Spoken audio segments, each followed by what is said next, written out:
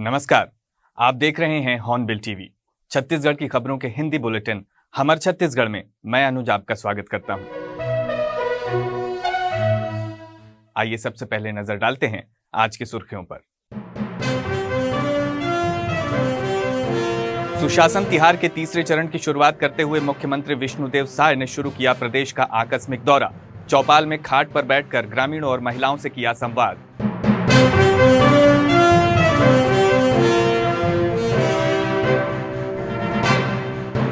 रायगढ़ जिले में शिक्षा अधिकारी कार्यालय में एंटी करप्शन ब्यूरो की टीम ने मारा छापा। सहायक ग्रेड 2 के बाबू को रिश्वत लेते रंगे हाथ किया गिरफ्तार।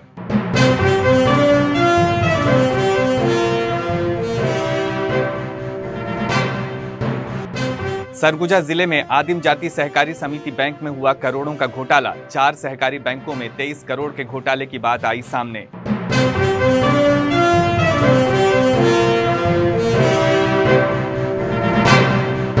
मुख्य समाचारों के बाद अब खबरें विस्तार से। मुख्यमंत्री विष्णुदेव साय ने सोमवार को सुशासन तिहार के तीसरे चरण की शुरुआत करते हुए प्रदेश में आकस्मिक दौरे की शुरुआत की। मुख्यमंत्री रायपुर के पुलिस ग्राउंड स्थित हेलीपैड से हेलीकॉप्टर द्वारा रवाना हुए और अचानक सक्ती जिले के बंदोरा गांव में उनका हेलीकॉप्टर उतरा। इसके बाद मुख्यमंत्री करी गांव पहुंचे, जहां पीपल के पेड़ के नीचे ग्रामीणों की चौपाल लगाई गई। मुख्यमंत्री विष्णुदेव साय ने गांव के बीचों बीच लगी चौपाल में खाट पर बैठकर ग्रामीणों और महिलाओं से संवाद किया। मुख्यमंत्री ने बताया कि सुशासन तिहार की शुरुआत 8 अप्रैल से हुई थी। पहले चरण में 8 से 11 अप्रैल तक जगह जगह सुझाव पेटियां और ऑनलाइन माध्यम से आम जनता की समस्याएं संकलित की गईं। दूसरे चरण में इन समस्याओं का निराकरण किया गया और अब तीसरे चरण में 31 मई तक राज्य भर की पंचायतों में समाधान शिविर लगाए जाएंगे। मुख्यमंत्री, मंत्रीगण, सांसद और विधायक स्वयं इन शिविरों में पहुंचकर समस्याओं को सुनेंगे और उनके समाधान की जानकारी देंगे। उन्होंने ये भी कहा कि इन शिविरों में औचक निरीक्षण कर ये सुनिश्चित किया जाएगा कि जनता को सरकार की योजनाओं का लाभ समय पर और पारदर्शी तरीके से मिल रहा है या नहीं। प्रदेश में सुशासन तिहार चल रहा है। 8 अप्रैल से प्रारंभ हुआ है और प्रथम चरण में 8 से 11 अप्रैल तक जगह जगह पेटी रखकर ऑनलाइन जनता से समस्या की जानकारी ली गई, उनका आवेदन लिया गया और 11 के बाद में कल तक उनका समाधान किया गया और आज से तीसरे चरण में ये समाधान शिविर का आयोजन हर 8-10 पंचायत के बीच में किया जा रहा है और हमारे मंत्रीगण, सांसद, विधायकगण सभी समाधान शिविरों में जाएंगे और औचक निरीक्षण करने का भी है और शाम में एक जिला में रहकर समीक्षा करेंगे और ये समाधान शिविरों में जो जनता की समस्याएं हैं और उसमें क्या निराकरण हुआ है उसको भी जनता को अवगत कराएंगे। हाँ, 40 लाख समस्याएं आई हैं 33 जिलों में और मुख्य रूप से उसमें आवास के, पेयजल के, ये सब की समस्याएं हैं और बहुतों का समाधान हो भी गया है और जो बच्चे हैं उसका इस समाधान शिविर में करेंगे और आने वाले समय में जो भी समस्याएं आई हैं 40 लाख सबका समाधान होगा। सरकार जनता के सामने में जा रही है, उनके बीच में जाकर उनकी समस्याएं ले रहे हैं, उनका समाधान कर रहे हैं और कसावट भी बिल्कुल आएगी और जो हमारे स्कूल, अस्पताल वगैरह हैं औचक निरीक्षण होंगे तो निश्चित रूप से वहाँ भी व्यवस्था में सुधार होगा। रायगढ़ जिले से बड़ी खबर सामने आई है, जहां जिला शिक्षा अधिकारी कार्यालय में एंटी करप्शन ब्यूरो की टीम ने छापा मारकर एक सहायक ग्रेड 2 के बाबू को रिश्वत लेते रंगे हाथ गिरफ्तार किया है। पकड़े गए कर्मचारी का नाम मोहम्मद फरीद फारूकी है, जो कार्यालय में सहायक ग्रेड 2 के पद पर पदस्थ है। जानकारी के अनुसार आरोपी बाबू ने एक कार्य के एवज में पीड़ित से 15,000 रुपए की रिश्वत मांगी थी। पीड़ित ने पहले ही 5,000 रुपए नकद दे दिए थे, लेकिन जब फरीद फारूकी ने बचे हुए 10,000 रुपयों की भी मांग कर दबाव बनाना शुरू किया तो परेशान होकर पीड़ित ने एंटी करप्शन ब्यूरो से शिकायत कर दी। शिकायत की जांच के बाद एसीबी की टीम ने रणनीति के तहत जाल बिछाया और बुधवार को जैसे ही बाबू ने रिश्वत की रकम ली, उसे रंगे हाथ पकड़ लिया गया। मौके पर ही घूस की रकम भी बरामद कर ली गई। एसीबी की टीम ने तुरंत कार्रवाई करते हुए आरोपी को गिरफ्तार किया और पूछताछ के लिए हिरासत में ले लिया। एसीबी की छापेमारी के दौरान कई कर्मचारी भी मौके पर मौजूद थे, उन्हें भी पूछताछ के लिए नोटिस जारी किया गया है। एंटी करप्शन ब्यूरो के अधिकारियों का कहना है कि इस तरह की शिकायतों पर तत्काल और सख्त कार्रवाई की जाएगी ताकि भ्रष्टाचार पर लगाम लगाई जा सके। छत्तीसगढ़ के सरगुजा जिले में आदिम जाति सहकारी समिति बैंक जमड़ी में करोड़ों रुपए की गड़बड़ी का मामला सामने आया है। प्रशासन द्वारा गठित जांच समिति की रिपोर्ट में अब तक 4 सहकारी बैंकों में कुल 23 करोड़ रुपए से अधिक के वित्तीय घोटाले का पता चला है। यह मामला वर्ष 2012 से 2022 के बीच लेन देन से जुड़ा हुआ है, जिसे 2024 में हुई ऑडिट रिपोर्ट में उजागर किया गया। जांच रिपोर्ट के अनुसार शंकरगढ़ और कुसमी सहकारी समिति बैंकों सहित कुल 4 बैंकों में बगैर दस्तावेजों और वाउचरों के करोड़ों रुपयों का आहरण किया गया। सबसे चौंकाने वाली बात यह रही कि निजी व्यावसायिक संस्थानों के खातों का दुरुपयोग करते हुए सरकारी धन का गैर कानूनी रूप से उपयोग किया गया। इन लेन देन में बैंक कर्मियों की मिलीभगत की भी पुष्टि हुई है।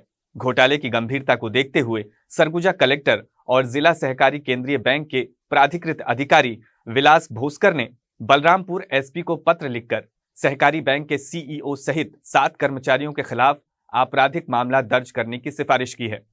अब इस मामले में एफआईआर दर्ज कर बड़ी कार्रवाई की तैयारी की जा रही है। बैंकिंग व्यवस्था में पारदर्शिता और जवाबदेही की कमी से ये मामला एक गंभीर वित्तीय अपराध बन जाता है। उसमें ये हुआ था कि जब हम लोग बोर्ड ऑफ डायरेक्टर की मीटिंग लेते थे, उसमें आरबीआई के जो लोग आए थे, रिप्रेजेंटेटिव नाबार्ड के भी आए थे, उनके द्वारा एक कंप्लेंट किया गया था कि एक फर्जी खाता खोल के उसमें किसानों का जो पैसा है उसमें धीरे धीरे ट्रांसफ़र करते हैं 10,000, 15,000, 1.5 लाख, 60,000, और वो फर्जी खाते से फिर अलग अलग खाते में ट्रांसफ़र करके फिर वो कैश निकालते हैं। उसी संदर्भ में फिर हम लोगों ने ये जो कुसमी और शक्करगढ़ का है उसमें हम लोगों ने एक कमेटी का गठन किया था सीईओ की अध्यक्षता में, बाकी एलडीएम बैंक मैनेजर भी थे, बाकी हमारे ट्रेजरी से भी लोग थे। तो उसमें पूरा जांच किया है। जांच में अभी हम लोगों ने सिर्फ 3 अकाउंट का जांच किया है। 3 अकाउंट में ही 23 करोड़ के आसपास हमें ऐसा राशि मिला है कि जो अन्य अलग अलग किसानों के खाते से उस खाते में ट्रांसफ़र, फिर उस खाते से दूसरे खाते में, फिर दूसरे से तीसरे में, और तीसरे से फिर कैश निकालते थे। तो इसमें हम लोगों ने रिपोर्ट बनाई है। क्योंकि मामला वो शंकरगढ़ कुसमी ब्रांच का है, तो हमने वहाँ के एसपी साहब को भी लिखा है कि वहाँ उसमें एफआईआर दर्ज करें। पहले भी ऐसे मामले आए थे, 8 करोड़ का था, तो उसमें हम लोगों ने 4 लोगों को बर्खास्त भी किया है, उसमें एफआईआर भी हुआ है, कुछ लोग अरेस्ट भी हुआ है। तो ये लगातार आ रहा है। तो हम लोगों ने एक स्पेशल ऑडिट करवा के ऑडिटर के माध्यम से ऑडिट भी करवाया है। उसमें अभी 3 खातों का चेक किया है। आगे भी हमें बहुत सारे खाते, 4,500-5,000 खाते, उसका भी चेक करवाएंगे। बिल्कुल होगी, क्यों नहीं।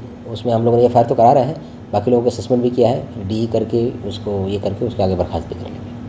बिलासपुर जिले के कलेक्टर संजय अग्रवाल ने शनिवार को सिम्स अस्पताल का औचक निरीक्षण किया। इस दौरान उन्होंने मरीजों को दी जा रही सुविधाओं, व्यवस्थाओं और तकनीकी संसाधनों का जायजा लिया।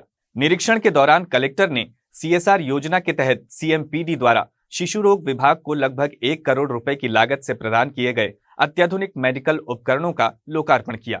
निरीक्षण के दौरान कलेक्टर ने अस्पताल प्रबंधन को निर्देश दिए कि ओपीडी में आने वाले मरीजों की सुविधा के लिए एमआरटी के पास स्थित दरवाजे पर सूचना बोर्ड लगाया जाए।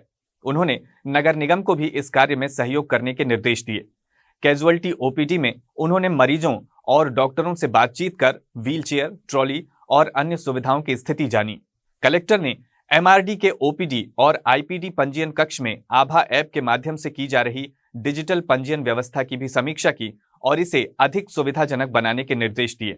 उन्होंने कहा कि मरीजों को लाइन में खड़े न रहना पड़े, इसके लिए बैठने की पर्याप्त व्यवस्था की जाए। साथ ही प्रत्येक पंजीयन स्थल में आभा ऐप के बारकोड स्कैनर लगाए जाने के भी उन्होंने निर्देश दिए।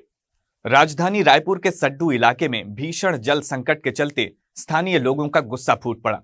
सोमवार को इलाके की महिलाओं ने नगर निगम के खिलाफ विरोध जताते हुए मटका फोड़ प्रदर्शन किया। प्रदर्शनकारियों ने आरोप लगाया कि गर्मी के इस भीषण दौर में भी उनके क्षेत्र में पीने का पानी नहीं पहुंच रहा है, जिससे जनजीवन अस्त व्यस्त हो गया है। स्थानीय रहवासियों का कहना है कि हर साल नगर निगम की ओर से एक मुश्त पानी का टैक्स वसूला जाता है, लेकिन पानी की आपूर्ति नियमित नहीं होती।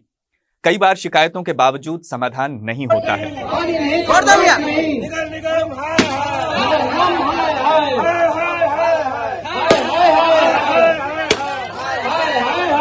ऐसा लिया तो पानी को ट्रिपल इंजन की सरकार है, ट्रिपल इंजन की सरकार है, ट्रिपल इंजन की सरकार। परेशान होकर महिलाओं और कॉलोनी वासियों ने सड़कों पर उतरकर विरोध प्रदर्शन किया और पानी नहीं तो वोट नहीं के नारे लगाए। प्रदर्शनकारियों ने बताया कि क्षेत्र की दर्जनों कॉलोनियों में पिछले कई दिनों से नल सूखे पड़े हैं, न तो टैंकर समय पर आ रहे हैं और न ही वैकल्पिक व्यवस्था की जा रही है। गर्मी बढ़ने के साथ समस्या और भी गंभीर होती जा रही है। स्थानीय निवासियों ने चेतावनी दी है कि अगर जल्द ही पेयजल आपूर्ति बहाल नहीं की गई तो निगम के खिलाफ बड़े स्तर पर आंदोलन किया जाएगा। सूरजपुर जिले के भटगांव विधानसभा अंतर्गत चुनगुड़ी ग्राम पंचायत में राशन वितरण की अनियमितता और ग्राम स्तर पर हो रहे भ्रष्टाचार को लेकर ग्रामीणों का गुस्सा फूट पड़ा।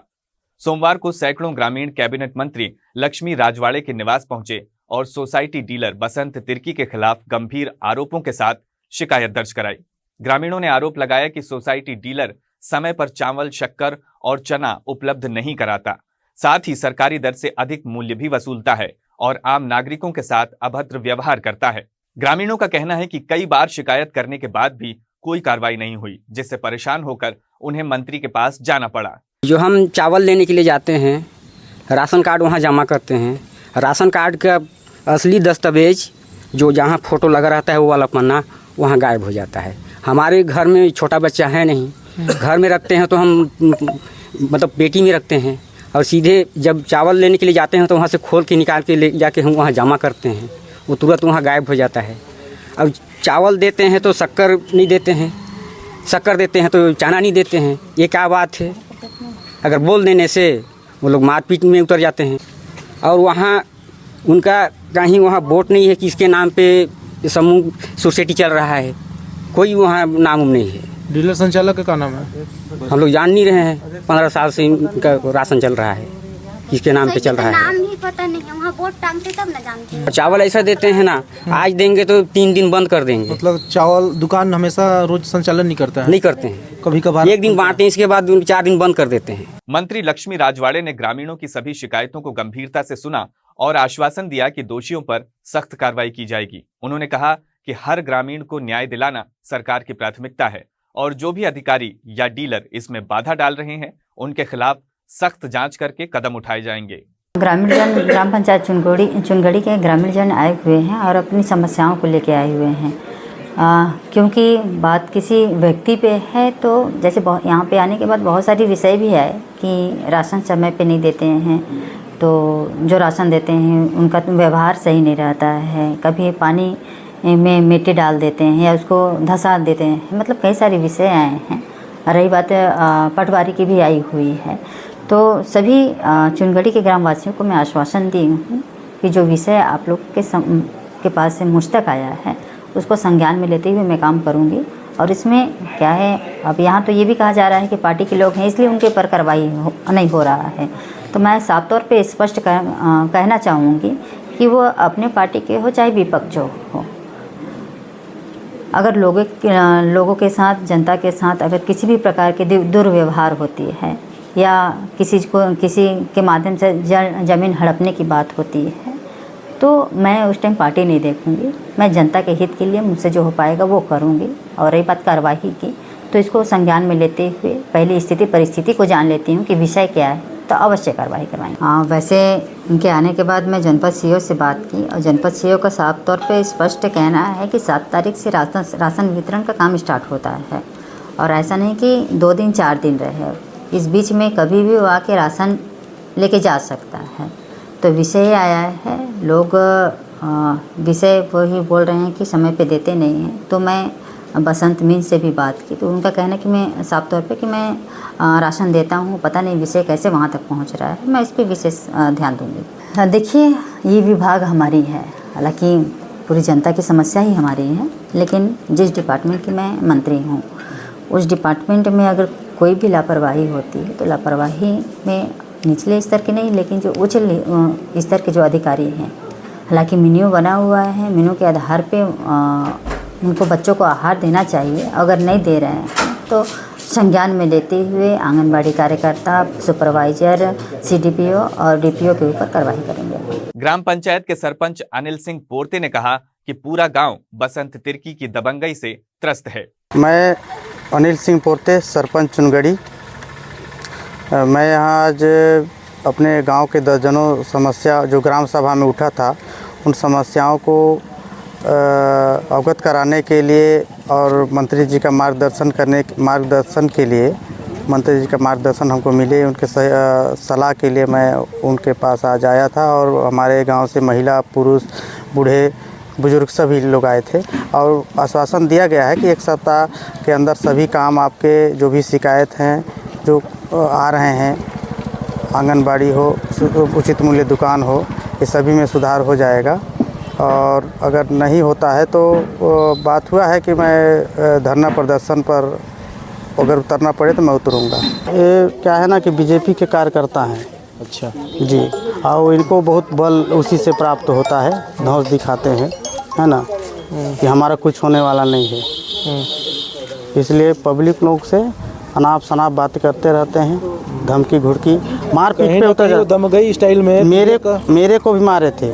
मेरे को मारे थे यहाँ जब पंचायत भवन में सोसाइटी चल रहा था, तो मेरे को यहाँ हुरक के मारे थे। ये बसंत तिर्की, संतलाल तिर्की, ये लोग दोनों सर सोसाइटी तो चलाते हैं और गुंडागर्दी इनका ज़्यादा है, क्योंकि इनके डर से कोई रिपोर्ट नहीं करता, इनके खिलाफ नहीं बोलता। कहीं ना कहीं गांव में दबंगई जी, दबंगई। देखिए, दबंगई में सोसाइटी में दबंगई और गांव में दबंगई कर रहे हैं। मैं आपके चैनल के माध्यम से सरकार से मैं प्रार्थना कर रहा हूं कि इनके ऊपर सख्त से सख्त कार्रवाई हो और इनको हटाया भी जाए। इनका 10 साल का रिकॉर्ड को जब्त किया जाए। कई घोटाले हैं इनका, चना घोटाला, चावल घोटाला, चना घोटाला, शक्कर घोटाला, मीठी तेल चल रहा था, सब मीठी तेल घोटाला एक बार पकड़ाया था। एक राइस मिल भी ये बैठाया है, ये राइस मिल में अपना चावल को सप्लाई करता है। गौरेला पेंड्रा मरवाही जिले के पेंड्रा रोड स्थित सिविल कोर्ट न्यायालय परिसर में अतिरिक्त न्यायालय भवन के निर्माण के लिए आज वर्चुअल भूमि पूजन और शिलान्यास कार्यक्रम का आयोजन किया गया।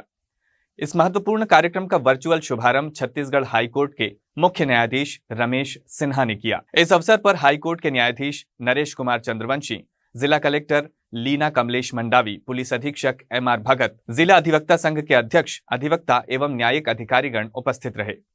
कार्यक्रम में जानकारी देते हुए न्यायाधीश एकता अग्रवाल ने बताया कि ये अतिरिक्त न्यायालय भवन 86 लाख रुपए की लागत से बनाया जाएगा। उन्होंने बताया कि भवन सर्व सुविधा युक्त एवं आधुनिक सुविधाओं से सुसज्जित होगा, जिसमें न्यायिक प्रक्रिया के लिए सभी आवश्यक प्रावधान होंगे। निर्माण कार्य की अगले 6 से 8 महीनों में पूर्ण हो जाने की संभावना है। छत्तीसगढ़ सरकार द्वारा आम जनता की समस्याओं के त्वरित समाधान हेतु चलाए जा रहे सुशासन तिहार का तीसरा चरण अब सीधे वार्ड स्तर पर पहुंचेगा। इस विशेष अभियान के अंतर्गत रायपुर जिले में कुल 56 स्थानों पर शिविर आयोजित किए जाएंगे, जहां अधिकारियों की टीम जनता की समस्याएं सुनकर मौके पर ही उनका समाधान करेगी। रायपुर कलेक्टर गौरव सिंह ने बताया कि सुशासन तिहार 3 चरणों में आयोजित किया जा रहा है। कलेक्टर ने जानकारी दी कि रायपुर जिले में अब तक लगभग 3 लाख आवेदन प्राप्त हुए हैं, जिनमें से करीब 8000 समस्याएं सामने आई हैं। इनमें से 95% मामलों का निराकरण सफलतापूर्वक किया जा चुका है। शेष समस्याओं का निराकरण भी जल्द कर लिया जाएगा। इन शिविरों में से 34 शिविर ग्रामीण क्षेत्रों में, 10 रायपुर नगर निगम क्षेत्र में और शेष 12 शिविर अन्य चिन्हित स्थानों पर आयोजित किए जाएंगे। की स्थापना को लेकर प्रतिबद्धता के साथ कार्य कर रही है।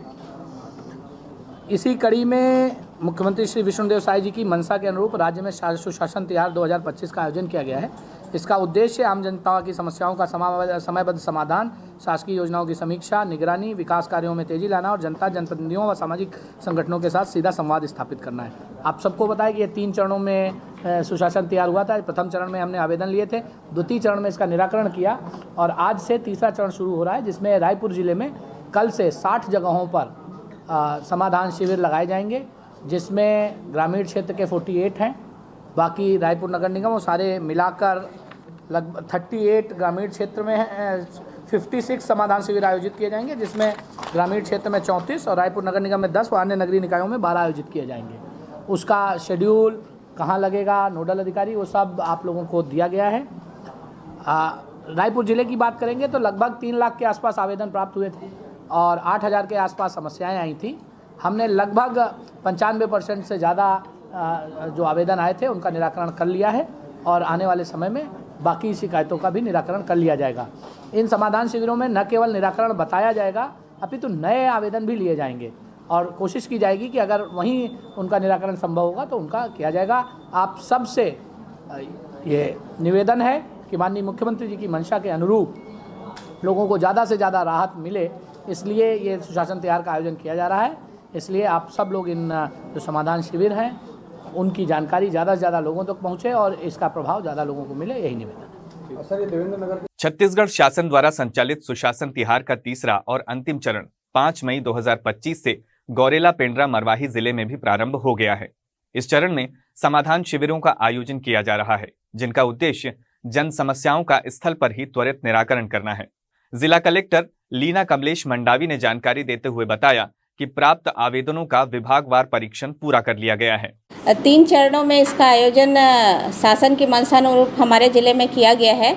8 से 11 अप्रैल तक हमने समाधान पेटी शिविर और ऑनलाइन माध्यम से आवेदन प्राप्त किए, जिसमें 52,002 के लगभग हमको आवेदन प्राप्त हुए, जिसमें से अभी तक हमने 44,000 आवेदनों का निराकरण कर दिया है और पोर्टल में भी दर्ज कर दिया है। इसके बाद जो तृतीय और अंतिम चरण है वो कल से प्रारंभ हो रहा है। 5 से 31 मई तक समाधान शिविर लगाए जाएंगे। हमारे ज़िले में कुल 15 समाधान शिविर लगा रहे हैं, जिसमें से 12 जो हैं वो ग्रामीण क्षेत्र में रहेंगे और तीनों नगरीय निकाय में आयोजित होंगे। और शिविर में जितने भी आवेदन प्राप्त हुए हैं और जिनका सभी विभागों द्वारा निराकरण किया गया है, उसकी जानकारी जो है वो संबंधित आवेदकों को प्रदान की जाएगी।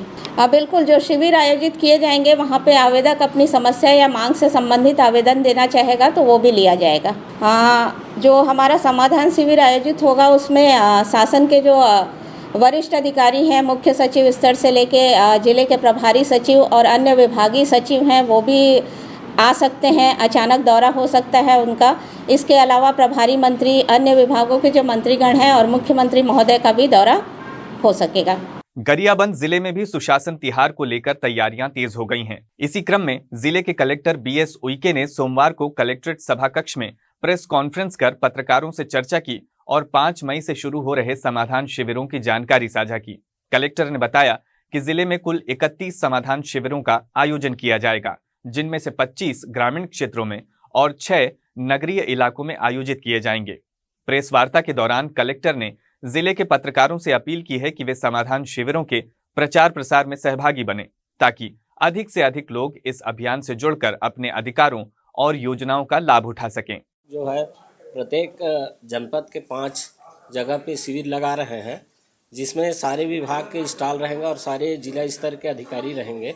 और जो भी उन्होंने अपने शिकायत या मांग के संबंध में आवेदन दिए हैं, वहाँ पर उनको बताया जाएगा। यदि वो असंतुष्ट है तो वहाँ पर उनको बताया जाएगा कैसे माने किस तरह से समाधान किया गया है। यदि असंतुष्ट है तो उसको क्या चाहिए और उसमें हम उनकी क्या मदद कर सकते हैं, इसके बारे में हम उनको वहाँ पे समझाइश देंगे। जो समस्या आप लोगों ने यहाँ पर अभी बताया है, उसमें क्रमिक रूप से धीरे धीरे सभी बिंदुओं पर हम लोग कार्यवाही करेंगे।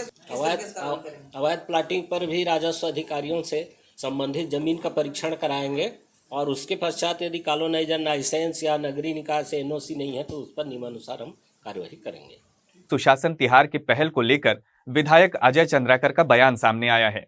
चंद्राकर ने मुख्यमंत्री विष्णुदेव साय की पहल की सराहना करते हुए कहा है कि ये सुशासन की दिशा में एक अभिनव कदम है। उन्होंने कहा कि अब तक प्राप्त हुए 40 लाख से अधिक आवेदनों से ये साफ होता है कि जनता सरकार से संवाद करना चाहती है। इन आवेदनों से शासन को नीति निर्माण और योजनाओं में सुधार के लिए महत्वपूर्ण इनपुट मिलते हैं। विष्णुदेव सरकार की एक अभिनव पहल है, संवाद से समाधान तक की।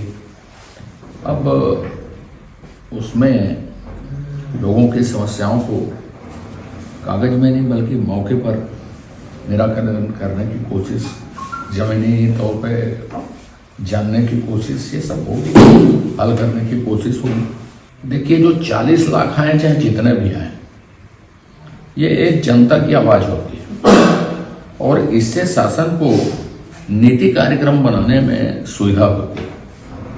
बजट से लेके नीति तक के प्रशासन के लिए निर्देश जारी करने में सुविधा होती। तो एक अभिनव पहल से एक नए प्रशासनिक शैली की शुरुआत होगी। आज के अंक में बस इतना ही।